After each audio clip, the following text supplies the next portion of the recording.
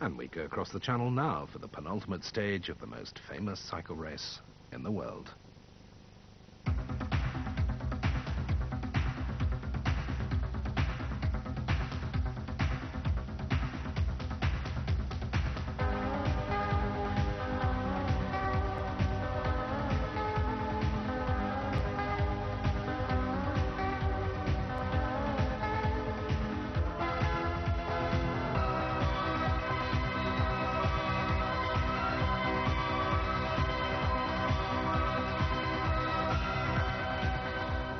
-2 and counting. It's Fignon who's in pole position as of now, or Le Monde, who's promised us that he's going to take the chase for this year's yellow jersey all the way to the line in Paris. It's possible to take a minute out of him.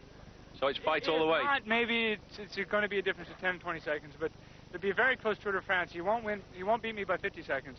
Fignon's got those 50 seconds banked. Remember, the finish this year is a time trial in Paris. I will have to be very strong, at least as strong as Drake, so that he doesn't beat me and that he gains little time over me. Well, it's one of the closest races for years, and the next couple of days really should be a bit special. But let's concentrate on this one first. Another teaser today. Can Sean Kelly cap a marvellous personal tour with a stage win? Phil Liggett is at the start and in the bar. Richard, it's not always like this at the start of every stage of the Tour de France, but we're in the village for the last time today, the last road race, of course, as we head up towards Paris and L'Île-d'Abo. You know, Sean Kelly is yet to win a stage, and as the man who wears the green jersey, he notices that because he wants to win a stage. You always feel you should if you have won the green jersey as the most consistent daily finisher. Kelly has said he might win today. The course certainly suits him. It's very flat. It finishes on a 14-kilometre circuit. And also tomorrow, Kelly has even hinted he might win the time trial. Well, we'll see about that.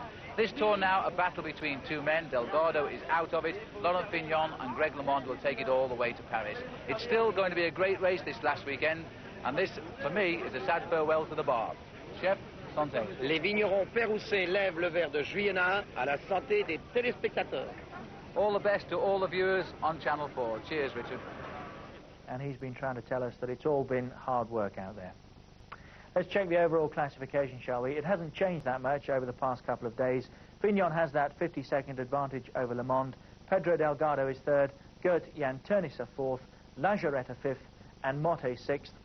And the stage today, 20, starts at Aix-les-Bains, 127 kilometres, 79 miles to L'Île-d'Abo. It's nice and flat, so we don't expect too many fireworks from the leading two. We'll keep our eyes instead on Sean Kelly. Phil, any signs of an attack?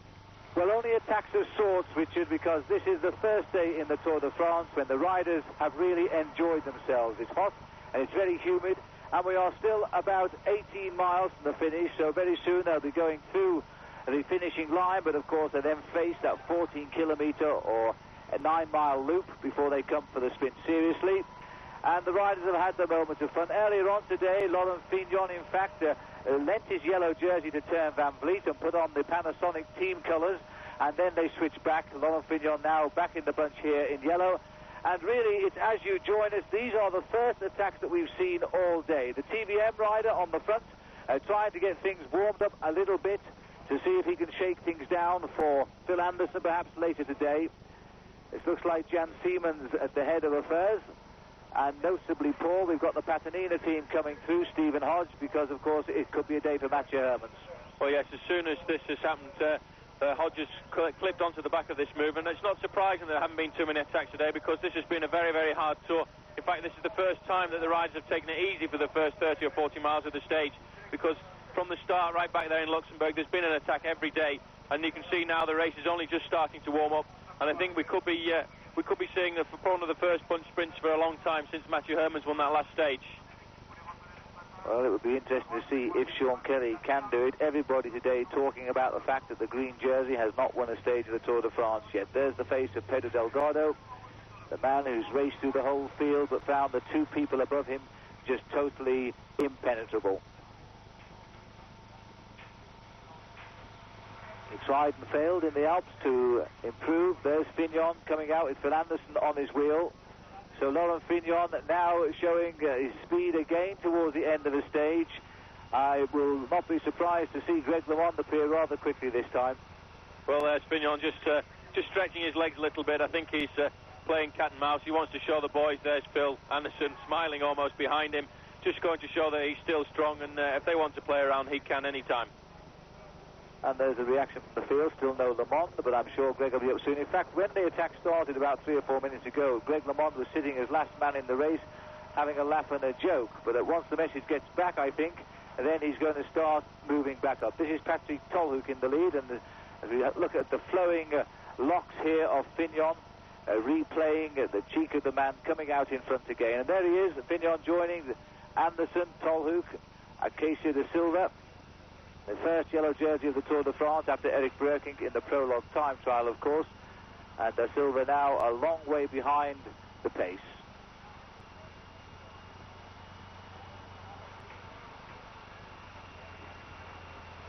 The man from Luxembourg that gave us the start to what has been an exceptional Tour de France. And you know, tomorrow it could go down as the closest finished on record, because surely LeMond will eat into that lead of Laurent Fignon. The question will be by how much. Fignon has never beaten LeMond in a time trial stage of the Tour de France over the years. And so if we go according to the statistics, then LeMond is going to beat Fignon again. But as I say, the question is by how much. Split forming, Paul. Well, there was Jesper Waugh from the Café de Colombia team taking it away, and looks one of the ADR boys is on the front there, bringing it all back together again. I wouldn't be surprised later on to see the Patanina team setting an infernal pace on the front here, with a little bit of help possibly from PDM, because Kelly looked so good in the last few days of this Tour de France that really I would think he would like to win a stage. And Phil Anderson just nicks onto the back of that little group going away. Then it looks again as if it's one of the Super Confex boys, and probably Patrick Tolhoek as we get onto the flat stages. They'll be really wanting to win a couple of stages again. That's Jean-Claude Leclerc, the former French champion, who led that breakaway. And he was joined there by Jacques Hanegraaff, Anderson, but they've been swept up. These attacks are going to come now for the next 16, 18 miles or so. Anderson particularly active here, marking every move. It looks like he wants to put himself into any escape that might go today, because the TVM team in the Tour de France for the first time, and Anderson back after a break as well. He hasn't really had a great tour. He fell off on the road to Marseille, and a stage win for the Australian would go down very nicely right now. He's looking for the move today, obviously. Well, it's a completely different bunch now, Phil, to the bunch we were watching before. This bunch is really stringed out all the way down as the gaps are starting to open. The riders are going to race very hard around this last finishing circuit, because for most of them it's going to be their last chance of getting a stage victory. So there we are, the whole line of the Tour de France. The attacks are going to come now for the next 45 minutes or so. It could be the day of Sean Kelly, or will a group get away, or indeed, will Laurent Fignon try to steal 1 or 2 more seconds before the time trial tomorrow? Join us after the break.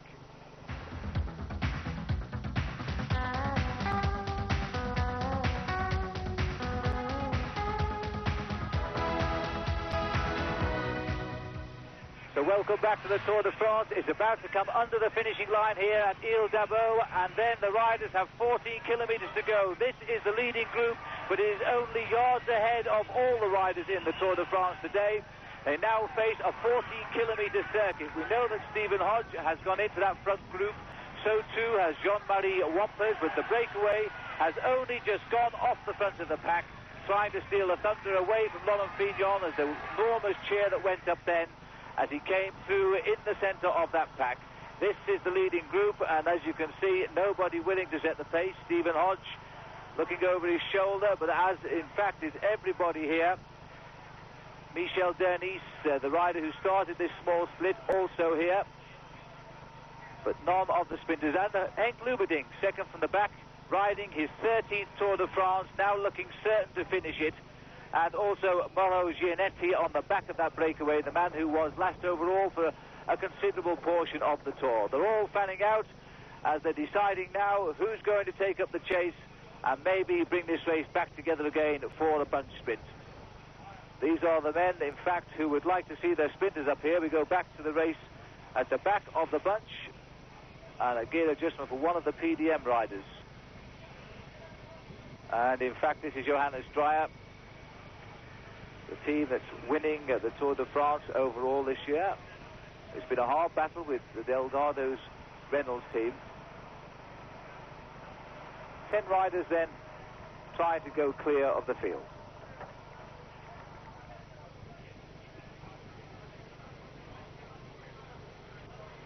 Well, Phil, the problem with Dreyer there was he looks like he's picked up a plastic bag in his gear, and the mechanic was having a lot of difficulty getting out there. At that sort of speed, it is difficult and dangerous for the mechanic because he could lose his fingers. This is a big danger in a race like the Tour de France because so many free things are being given out by the publicity caravan that some of them get blown onto the race route, and you can pick them up in part of the machinery. Quite a tricky little finishing circuit, this. One or two short rises, ideal for attacks, and now they're coming. This is Sorensen having a go to catch the two riders who've broken away. It'll take a little while for this to settle down, if it's going to be the breakaway that counts.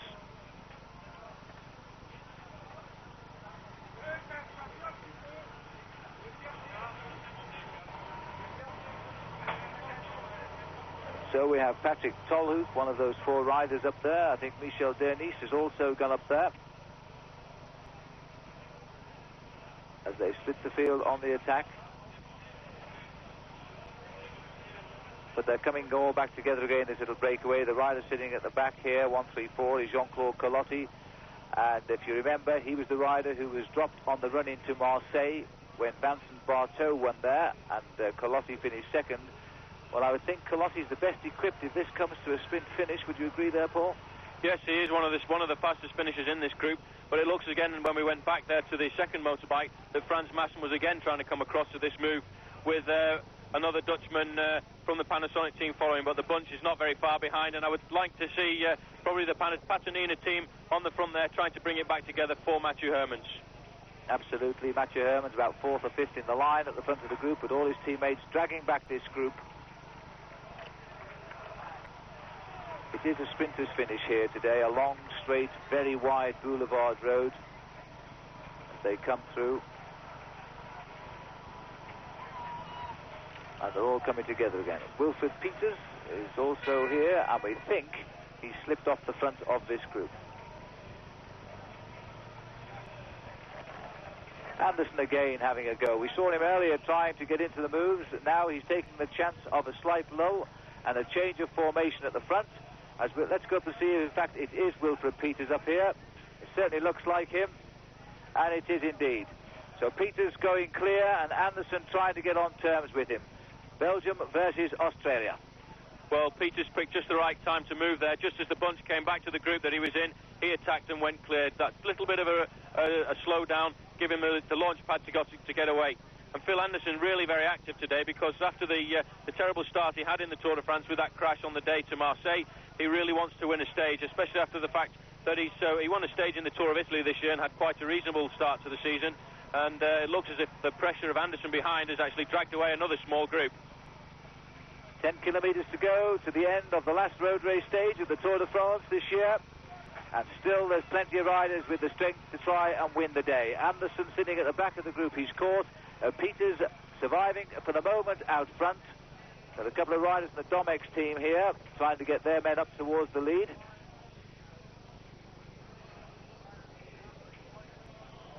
There's no organisation yet. There's Peters, and he's going to get swept up here. This isn't the move, I don't think. Peters settling down to a steady time trial style here, hoping that the group behind will relax long enough for him to disappear out of sight. A little check over his shoulder, and he's going to see the majority of the field in the Tour de France not too far behind him just now. Establishing the move, this is when it hurts the most, isn't it, Paul? Well, this is a really hard time in the race, especially after they've had such a slow start to the stage today. If one or two of the riders, they will have very heavy muscles, but it doesn't look as if Will Peters is going to go very far, because there's Phil Anderson going away again. Anderson really does want to get this stage, and he's blown off one of the Reynolds teams right off his wheel there, and Anderson looks as if he's going to come straight up to Wilfred Peters, and you'll probably see Anderson jump away to the right-hand side of the road, and straight away he's gone. Anderson didn't even wait to see if Peters wanted to come along for the ride. He went straight through, and now the onus is over to Phil Anderson. He's tried to get into every move so far this afternoon, and now he's decided the only move is the one he better make himself. and he's got the gap at the moment. And there's Sean Kelly. Kelly, probably our favourite and many others' favourite today to try and pull off the win because he has this wonderfully strong PDM team all around him, and they'll form themselves around Kelly and try to take him to the finish and allow him the lead out, which would give him the stage today and give the green jersey a feeling to stand high and proud on the podium tomorrow in Paris, as he certainly will. A record number of victories for Sean Kelly in the green jersey competition tomorrow. Number 4, no one's done that. And we have an attack now, and this is coming from Michael Wilson of the Helvetia team, Steve Bauer's team. So the Australians are having a field day here on these last few miles of the Tour de France today. Phil Anderson has been swept up after a short attack, but it now looks as though Wilson himself is making the other riders chase him, probably to soften up the main field in the hope that Steve Bauer, their team leader, can take advantage of the chase and maybe come out and win the day. Wilson's attack has come to naught on the hill, but he's caused the bunch to react, Paul. And it's the Patanina team of Matthew Hermans who are protecting there. And one of his teammates, it looks like Henry Manders, has gone straight away over the top of the attack there. That's an ideal situation. It's 1-2. He's set it up so that Manders can attack. Well, this is a very, very definite team tactics by the Helvetia team. They're trying to make the bunch continue their reaction, to make them go under pressure. And we would expect it to be for Steve Bauer. He's not had a great Tour de France this year, but he certainly has had the last few days have been very good for him. He's been showing good signs. There's the 5-kilometre banner. So 3 miles to go to the finish. And it's the Helvetia boys who are doing most of the attacking. And RMO are going clear now, marked by Manders. It looks like it's Pedersen from the RMO team who's come up to Manders to help him. He twisted his arm. He wanted Manders to help him, but I think Manders has given everything to open that initial gap and can't do anything. Quite clearly, Manders working towards us here. He doesn't want to take anybody clear of the pack. They're thinking of Steve Bauer, while the pack themselves will be wondering what Sean Kelly is going to do. Up come the Patanina boys, the boys in blue and white. Remember that lovely race that we had with them when they brought Matthew Hermans to victory, the day that Rudy Darlans fell off. Well, Hermans is still in the race looking for win number 2 today. Darlans, of course, has since retired from the Tour. Well, there's 4 or 5 of them, Patanina team there in the front, making all the pace. And all the time these little attacks are going off the front. There's another TVM rider going clear there. So difficult to mark everybody as they continue to sprint off the front.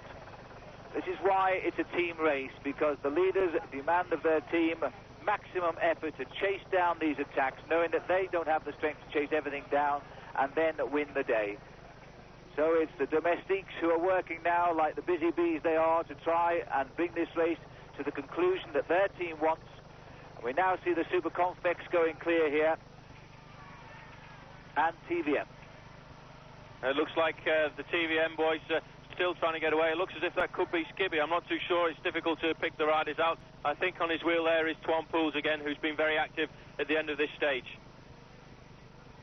But again, no help coming, because Super Convex perhaps feel their wrong man is up here in Twan Pools. Oh, and it looks as though that if it was Skibby, he's punctured. He's put his hand up and dropped right out of it. Well, that really is bad luck. Well, that's not the time to puncture. That was really unlucky for him. It looks as if the rest of the field was brought back there by Madio, one of the riders from Toshiba. So the field all together again. But you see, they don't allow a second of relaxation before the attacks go. This is the Domex boys. It's amazing, but they're not going to hand any stage victory to Sean Kelly on a plate. It's noticeable, though, that we have not seen any of the PDM team at the front here. And I would have thought that they will come to the front shortly when they can sense that perhaps they can hold this race together. We feel that this might be Thomas Wegmuller of the Domex team. Or it's either him or Jon Goossens. It's got a good gap going away there, Phil, and it looks as if at the front of the bunch here, as if the organisation is going out of this chase behind, and 1 or 2 riders are trying to jump away behind. So this looks like Goossens, in fact, who's gone clear, and he's now trying to break the elastic. You can see how these short rises, they really hurt the riders, but it is the only chance of springboarding away. Gooson's keeping the gear going, gritting his teeth. Normally they change down a gear here and pedal up the hill. Instead, they just grit their teeth and keep pushing as hard as they can. And we're looking at the number now. It is indeed Jan Goosens who's made the move. The French are saying it's Jesper Skibby. They'll get it right soon. Goosens is the rider, and just look at his face here now. Totally committed, 100%, hoping and praying he can keep it going for what is about 4 kilometres to the line.